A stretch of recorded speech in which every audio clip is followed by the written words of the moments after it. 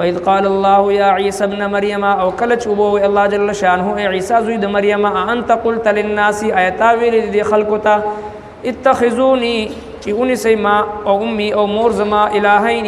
حقدار د بندګۍ دواړه من دون الله سوا د الله نه قال ابوي هغه سبحانك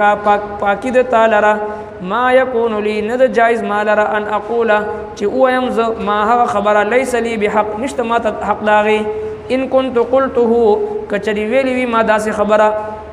فقد علمت نو یقینا تعالیمی پاغي باندې تعلم ما في نفسي ته پويږي پاغه څه چې ما پزړه کې ولا اعلم ما في نفسك او نه پويګم زه پاغه څه چې ستا په زړه کې انك انت بشك يقينا علام الغيوب پوي په پټو سيزونو. سورة المائدة آیت نمبر 116. اعوذ بالله من الشيطان الرجيم بسم الله الرحمن الرحيم وإذ قال الله يا عيسى ابن مريم أنت قلت للناس اتخذوني وأمي إلهين من دون الله قال سبحانك ما يكون لي أن أقول ما ليس لي بحق إن كنت قلته فقد علمته تعلم ما في نفسي ولا أعلم ما في نفسك إنك أنت علام الغيوب ما قلت لهم إلا ما أمرتني به أن اعبدوا الله ربي وربكم وكنت عليهم شهيدا ما دمت فيهم فلما توفيتني كنت أنت الرقيب عليهم وأنت على كل شيء شهيد. صدق الله العظيم. مخی آیت مبارکو کی د حضرت عیسی علی نبینا و علیہ الصلوۃ والسلام واقعہ ذکر شو چې رب کائنات پورز د محشر تمام انبیاء کرام برا جمع کی او دا غوی نه با دا غوی د قومونو امتونو مبارکی با تپوسونه کوي او په هغه کې چې کم سوالات او تپوسونه حضرت عیسی علیه السلام نکی دا غي ذکر الله جل شانه فرمایل چې سرنګي حضرت عیسی علیه السلام باندې الله تبارک وتعالى اته لوی لوی نعمتونه هغه ور باندې کړو پاغي کې من جمله پرون چې کوم ذکر شو چې د اسمان نه د دسترخوان نازل دل چې پاغي کې تیار غوخه ډوډۍ ارس تیار را کوزیدل خدایي باوجود دی دغه نعمتونو ناقدری او ناشکری وکړه الله تبارک وتعالى د دوی شکلونه مسخه او فرمایل په خنزیرانو باندې په شادوګانو باندې دا غوي شکلونه بدل شو مسخه شو دا عذاب ور باندې رال د هغه شرایطو چې کوم شرایط الله تبارک وتعالى دوی د پاره مقرر کړو دا غي خلاف ورزي وکړه نننې آیت مبارکه کې الله تبارک وتعالى د حضرت عیسی علیه السلام نه د هغه سوال او جواب واقعا ذکر کړي چې کوم روز محشر رب کائنات حضرت عیسی علیه السلام ته داغه د قوم په وړاندې بلکې د ټول انسانیت په وړاندې د تپوس بکې چې آیا تا دې خلکو طویلو چې زما عبادت کوي او زما د مور عبادت کوي سوا د الله نه حضرت عیسی علیه السلام بوي چې سبحانك پاکی د تعالی را ای زما رب دا څنګه کې دی چې زه ستا بندا او ستا پیغام رسولو د پاره زه تا دنیا ته لګلې ما او زه داسې خبر وکم قطعا ما د پاره دا جایز نه دی او روا نه ده چې زه داسې خبرې وکم او کبل فرض والمحال ما داسې خبره کړې هم وي نو هغه ستا په علم کې یقینا وي ځکه ته یو داسې ذاتی چې زما په نفس چې څه تیریږي زما په زړه باندې هم چې کومه خبره تیریږي د هغې نه ته خبردارې او زه چې ستا په علم کې څه دی د هغې نه زه خبردار نه یم ځکه چې ته علام الغیوبي د ټولو غیبي څیزونو باندې باخبر ذات فرمایي وإذ قال الله او هر کله چې وبوي الله جل شانه یا عیسی ابن مریم اے عیسی علیہ السلام زوی د مریم انت قلت ایتا دی خلق تویل انت قلت ایتا ویل للناس دی خلق تا اتخذوني چونی سیما و امی او مور زما الہین حقداران د بندگی من دون الله سوا د الله نا ایتا دی قوم تویلو چې زمون عبادت کوي آیتا دی قوم ته ویلو چې مونږه په بندګۍ باندې ما او زما مور اونیسئ قال وبوي حضرت عیسی علیہ السلام سبحانک پاکی دې تعالی را ما یکون لی ند جایز ما لرا ان اقولا چې وایم زه ما هغه وینا لیس لی بحق چې نشته دې ما لرا حق داغي پاکی د تعالی را ای زما ربا نه د جایز ما د پاره چې داسې خبره وکم چې هغه ما د پاره جایز نوي ما ته د هغې خبرې حق حاصل نی ان كنت قلته کچری ما ویلی وی داسې خبره فقد علمت نو یقینا تعالمی پاغې ځکه تعلم ما فی نفسی تعلم ما فی نفسی تپویگی پاغی چی زما پزړه کې دی آیت نمبر 116 سورہ مائدہ تعلم تپویگی ما فی نفسی په هغه څه چې زما پزړه کې دی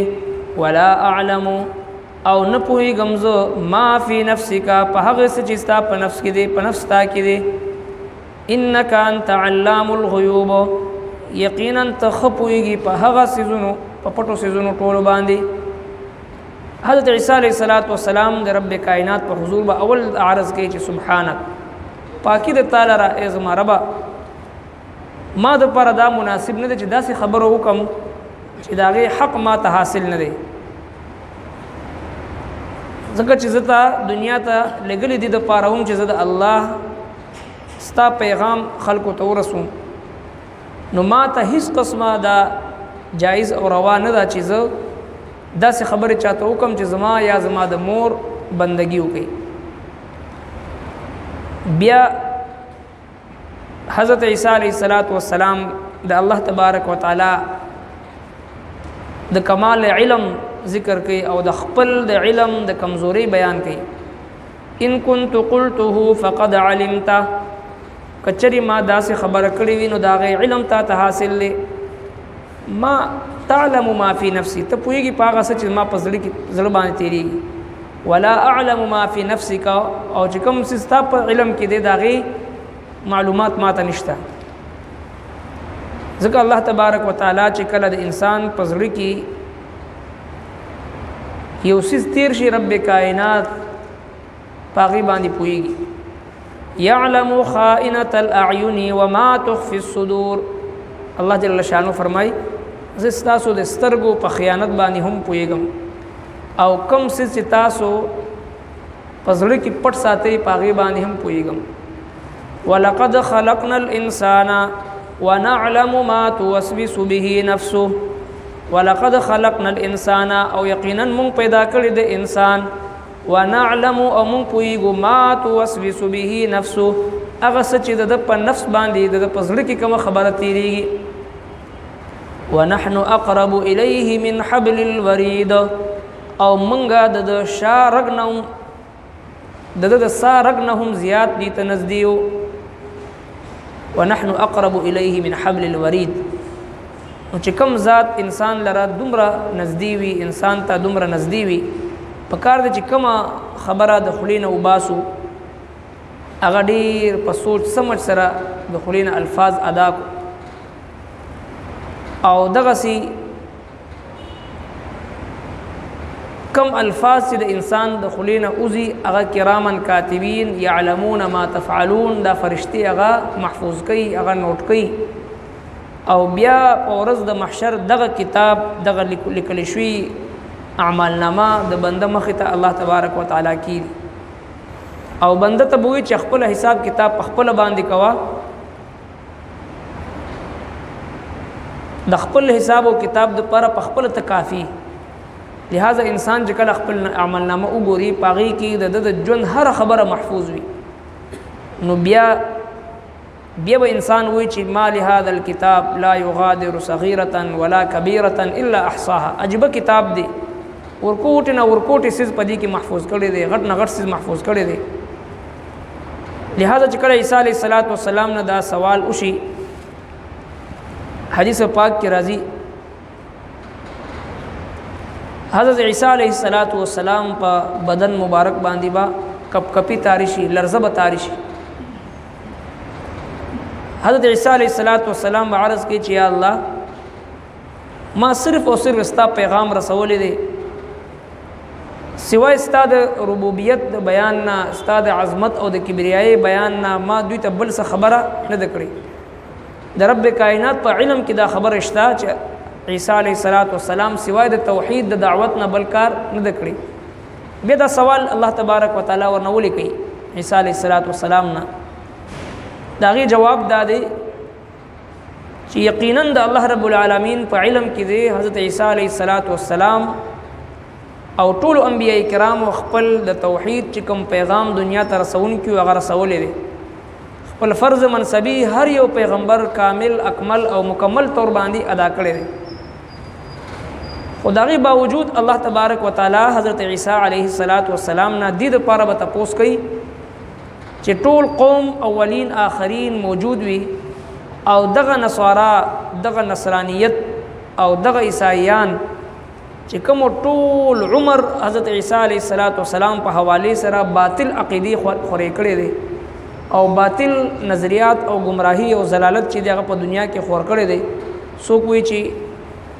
وقالت النصارى مسيح ابن الله، عیسی علیه السلام نعوذ بالله د الله زوی دی. څوک وایي چې ان الله ثالث ثلاثه، عیسی علیه السلام بی مریم او الله تعالی په دې درو کې یو خدای دی. او څوک وایي چې عیسی علیه السلام چې د خپل باندې نعوذ بالله الله تعالی په دې کې حلول کړی دا. دا ټول گمراهیان چې کوم عیسایت نصرانیت په دنیا کې خور کړی دی، الله تبارک وتعالى دا پاغوی باندې اتمام حجت د پاره او دا غوی د پاره د زورنی د توبیخ او د زجر د پاره الله تبارک وتعالى عیسی علیه السلام نه تپوس کوي چې دغه گمراه خلق او چې کوم ټول عمر عیسی علیه السلام باندې دروغ ویل دي، عیسی علیه السلام ته د ربوبیت او د الوهیت او د ابنیت نسبت کړي دي چې دا د خدای زوی دی یا دا هم یو معبود دی یا پدریو کې یو دی.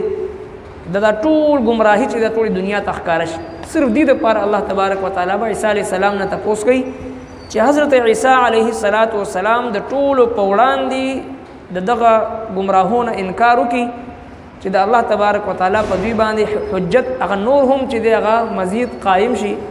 او بیا دوی ته سزا هغه الله تبارک وتعالى طرف نه د شرک هغه سزا دوی ته ملو شي. ځکه الله تبارک وتعالى حضرت عیسی علیه السلام نه تپوس کوي اتمام حجت د پاره په دې گمراه قوم باندې چې کومو د ځان نه قسم گمراهی هغه جوړ کړو او هغه حضرت عیسی علیه السلام پورې تړل. وإذ قال الله يا عيسى ابن مريم، او کله چې وبو الله جل شانه اے عیسی زوی د مریم انت قلت للناس ایتا ویل دي خلقو ته اتخذوني چې اونې سیما او امي او مور زما الهین حقدار د بندګۍ دواړه من دون الله سوا د الله نه. قال ابوي هغه سبحانك پاکی د تعالی ما يكون لي ند جائز ما لرا ان اقول چې اویم ما هغه خبره ليس لي بحق نشته ما ته حق داغي. ان كنت قلته کچری ویلی وی ما داسې خبره فقد علمت نو یقینا تعالیمی پاغي باندې تعلم ما في نفسي ته پويږي پاغه څه چې ما پزړه کې دی، ولا اعلم ما في نفسك او نه پويږم زه پاغه څه چې ستا په زړه کې دی. انك انت بشك يقينا علام الغيوب پوي په پټو سيزونو. صدق الله. ربنا تقبل منا انك انت السميع العليم وتب علينا انك انت التواب الرحيم برحمتك.